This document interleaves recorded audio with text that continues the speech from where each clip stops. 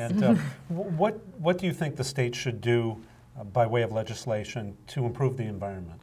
Well, I think there are a number of things we can do.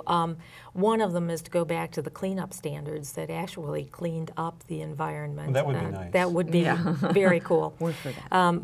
We could take a look at looking at 4 major pollutants in the air and the water of the state of Michigan, carbon dioxide, and program in a reduction of carbon dioxide in the state of Michigan by 75–80%. We could do the same with mercury, the same with nitrous oxide, NOx emissions, and we can make sure that particulates are reduced. Particulate matter contributes heavily to asthma.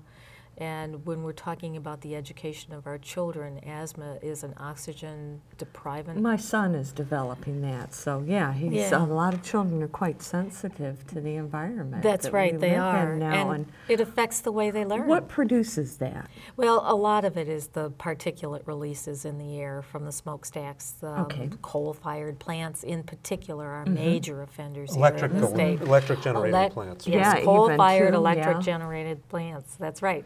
Now, can the state regulate that, or has the federal government preempted No, that? the federal government hasn't preempted. I will be introducing legislation in the next few weeks that actually leads to a reduction, as if it were going to pass, that would actually encourage a reduction on the state level. The federal government is looking at different standards, but we as the state of Michigan have the power to regulate our own environment under the EPA statute. What would you see replacing?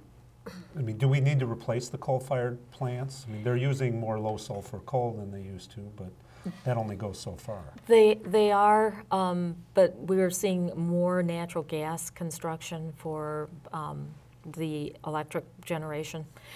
But, you know, I am really looking for alternative energy sources. I am very attracted by wind power.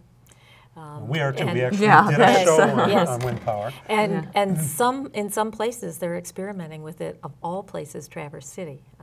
They have erected a very lovely wind generator, and it is powering a number of businesses and residences. Whereabouts is it at, so people can go by? Well, I can't give you the exact location. It's outside of. It's to the south of Traverse City. It's near Empire. Near Empire, that's exactly right. Yeah, so if you're up there, you can go check that out. And, see and that area of the state actually, if I can, up here has pretty good wind. Yes, it does. I don't know about if it would be as good down here, but it would just take more windmills, if you would. Well, at the risk of giving my opponents an opportunity, we have some pretty good wind around my old farmhouse too. But there are good places that aren't building blocked. I think that's one of our difficulties, is the growth of the urban areas. And it seems that renewable energy could do a lot to build the manufacturing base of Michigan. We clearly are a manufacturing state. Yes. And exactly. Do you think that the state government can do some additional things for incentives? I think production? We can employ more people? Right. I think, you know, we're looking at incentives for General Motors to train its workers, and their billion-dollar profit, $500,000 profit, even in bad time companies. So I think we have an opportunity to create incentives for individuals to do a switch to solar power. I prefer wind in the solar area. Alma, when we were talking before we went on, you were talking about the cleanup, the problem with the oil drilling in the Great Lakes. In the Great Lakes. You know, the Republicans have been fairly insistent about drilling in the Great Lakes and extra oil production. They've hopped on this bandwagon at the national level that we have to produce oil in the states and we just must do it. The oil supply, to the best of our ability to calculate it in the Great Lakes on a national basis, is probably worth 10 days.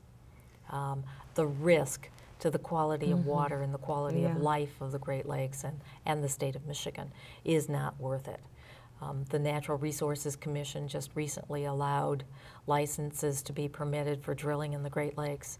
The Democrats tried a discharge of Senator Gary Peters' legislation that would have banned drilling in the Great Lakes. We also tried that strategy through the appropriations process in June and failed both times because the Republicans in the Senate seem to be hell-bent, if I can say that, Sure. on drilling in the Great Lakes. The Republicans on the House side, however, seem to be catching on to the fact that the public, at least 80% of them, are against that. Great. We're going to take a break for a public service announcement, and after that we want to talk about campaign finance reform. Great. You're watching In the Green. I'm Matthew Abel with Marilyn McDermott and our special guest, Senator Alma Wheeler-Smith.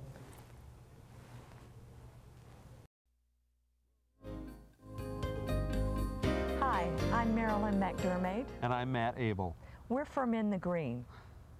Whenever you have a question to ask, a complaint to make, or an idea to express, it is your democratic privilege to write a letter to a public official.